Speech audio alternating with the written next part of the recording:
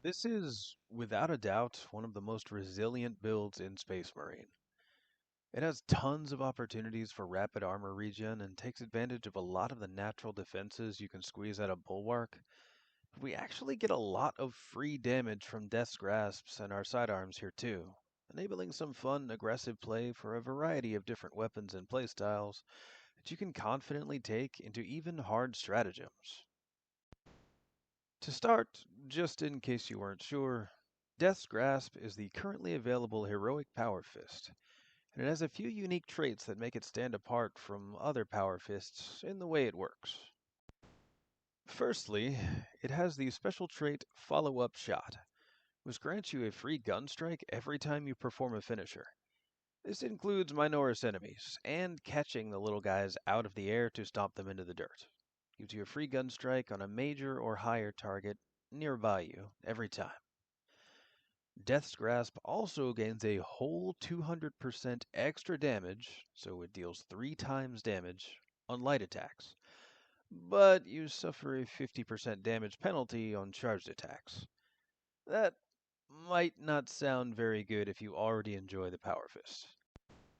A lot of the fun from the Power Fist can come from making those big, heavy swings with wide cones, blowing enemies around like chaff.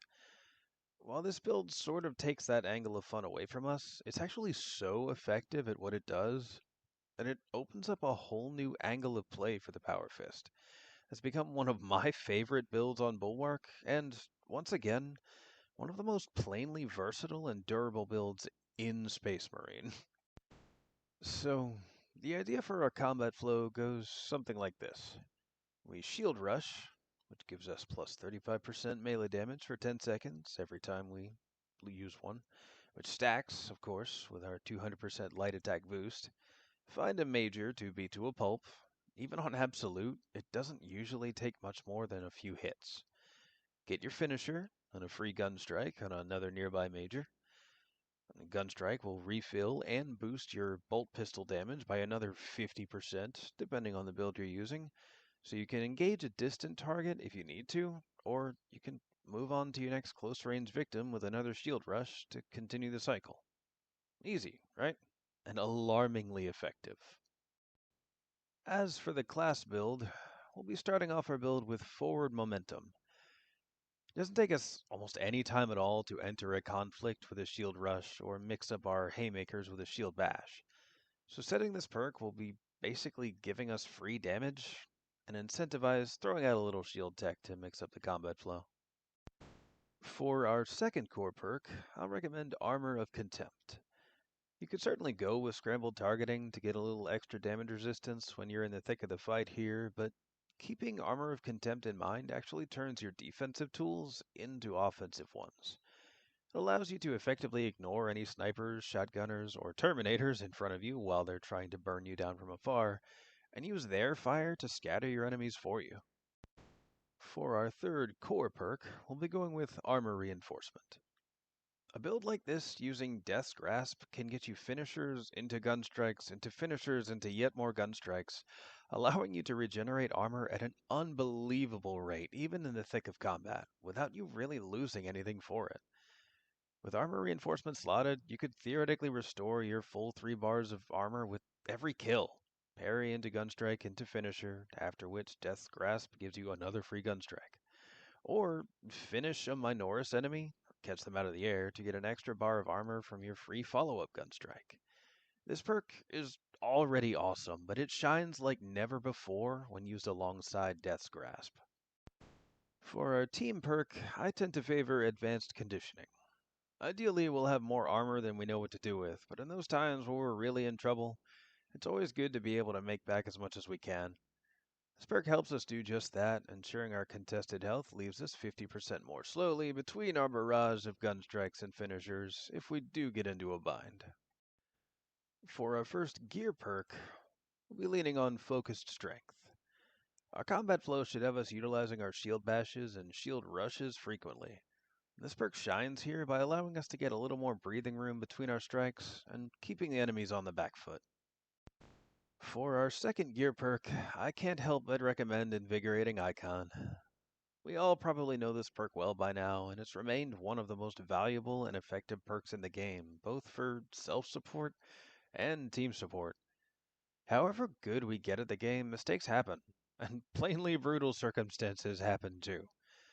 Invigorating Icon gives us a chance to come back from these mistakes and brutal circumstances either on our own or as a team. While you could make use of Concussive Force here to triple down on your shield bashes, it doesn't generally boost this already incredible build so much that I'd sacrifice our Invigorating Icon for it.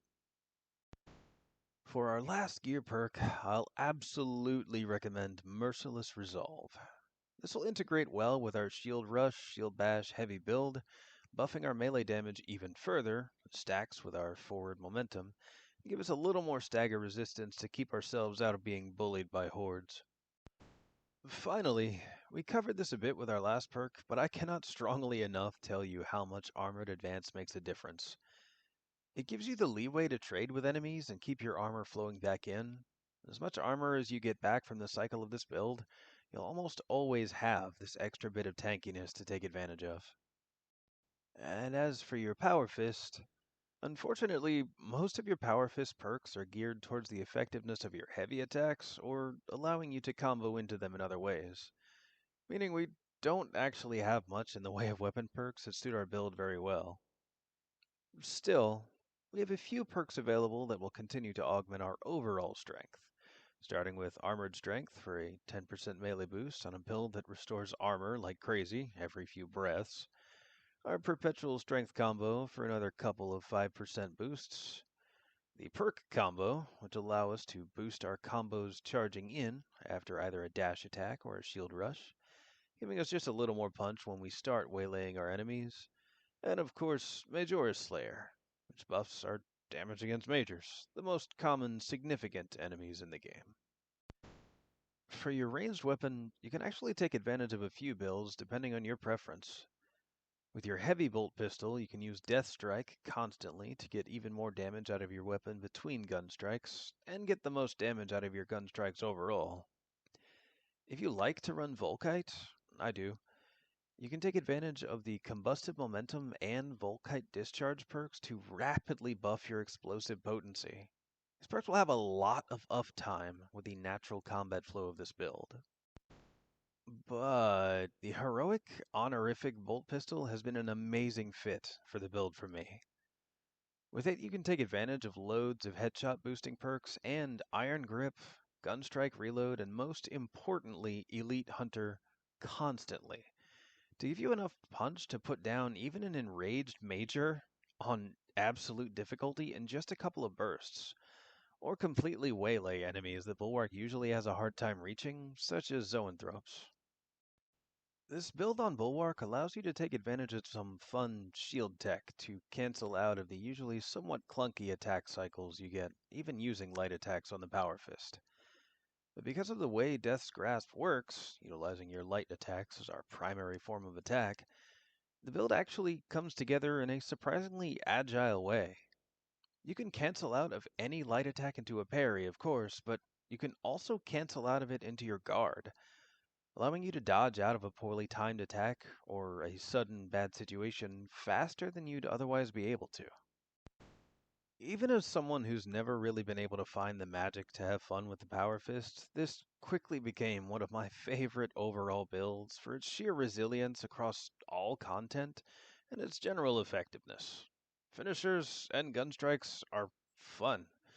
Being in the thick of the combat, ripping Tyranids or Rubric Marines or Chaos Spawn limb from limb is fun. And this build allows you to do that in such a way that you don't have too much to worry about, as long as you stay on your toes. I hope if you give this build a try, you're able to have as much fun with it as I have.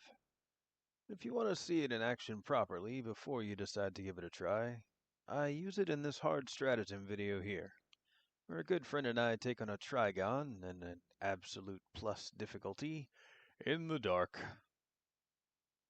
Thanks all for watching, either way, and I hope you enjoy.